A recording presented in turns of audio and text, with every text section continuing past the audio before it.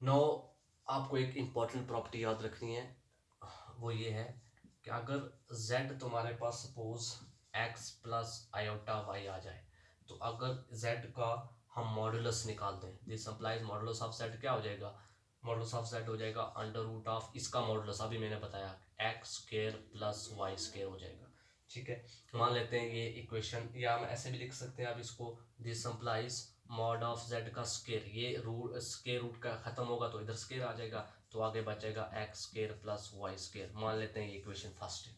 अब नो, अगर हम z इंटू जेड कंजुगेट निकालें, z into Z conjugate, z की जगह पर आज आ गया x प्लस आयोटा वाई, और कंजुगेट z का कंजुगेट, कंजुगेट अभी मैंने बताया कि अगर x प्लस आयोटा वाई है तो x माइनस आयोटा वाई हो जाएगा। तो देखिए a plus B into A minus B, तो वो होता है A square plus A square minus B square, तो A square minus B square, तो माइनस बी का स्केयर मतलब माइनस बी स्केयर मतलब माइनस आयोटा का स्केयर, तो माइनस आयोटा का स्केयर, माइनस आयोटा का स्केयर जो होता है वो 1 होता है, और वाई का स्केयर वाई स्केयर, तो माइनस माइनस माइनस प्लस हो जाएगा, तो प्लस वाई स्केयर। तो देखिए फर्स्ट और सेकंड से राइट हैंड साइड सेम है तो लेफ्ट हैंड साइड इक्वल हो जाएंगी, तो फर्स्ट एंड सेकंड से मॉड ऑफ z का स्केयर इक्वल हो जाएगा z इंटू जेड कंजुगेट। ये इंपॉर्टेंट प्रॉपर्टी आपको यूज होगी आगे एग्जाम में, के आगे क्वेश्चन में, कि मॉड ऑफ z का मतलब मॉडुलस ऑफ z का स्केयर जो होता है वो z इंटू जेड कंजुगेट होता है। याद रखना आपको इस तरीके से, ये इंपॉर्टेंट प्रॉपर्टी है, यूज होगी क्वेश्चन में, कि मॉडुलस ऑफ z स्केयर इसके बराबर होता है, और किस तरीके से बराबर होता है वो मैंने बता दिया, कि अगर z इसके बराबर होगा तो उसका मॉडुलस लेंगे तो ये होगा, और उसका अगर हम उसी z के साथ z के कंजुगेट को मल्टीप्लाई कर देंगे तो वापस वही इक्वेशन आएगी, तो वहां से आप लिख सकते हैं कि मॉडुलस ऑफ z का स्केयर इसके बराबर होता है। तो ये याद रखना आपने से पास करो।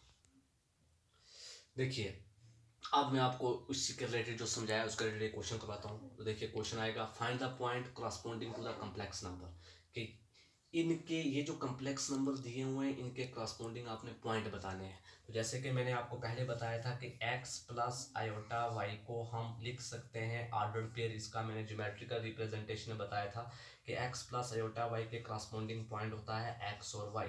तो सिमिलरली 3 + 4 आयोटा के करस्पॉन्डिंग पॉइंट होगा 3 और 4, इसके करस्पॉन्डिंग होगा -2 और 5, इसके करस्पॉन्डिंग होगा -2 और -3, इसके करस्पॉन्डिंग होगा 2 और -7, इसके करस्पॉन्डिंग होगा x तो 5 है लेकिन आयोटा इधर कुछ नहीं है तो 5 और 0, इसके करस्पॉन्डिंग होगा 0 और 6 आयोटा। तो these are the point corresponding to the given complex number. अब सिमिलरली आगे कम्प्लेक्स नंबर दिए होंगे आपको, सॉरी आगे पॉइंट्स दिए होंगे उनके आपने कम्प्लेक्स नंबर बताने हैं। तो यही सपोज मान लेते हैं ये पॉइंट दिया हुआ 3 4, वो बोलेगा इसका करस्पॉन्डिंग कम्प्लेक्स नंबर बताओ, तो 3 और 4 के करस्पॉन्डिंग कम्प्लेक्स नंबर आ जाएगा 3 + 4 आयोटा, -2 और 5 के मतलब करस्पॉन्डिंग कम्प्लेक्स नंबर हो जाएगा -2 + 5 आयोटा।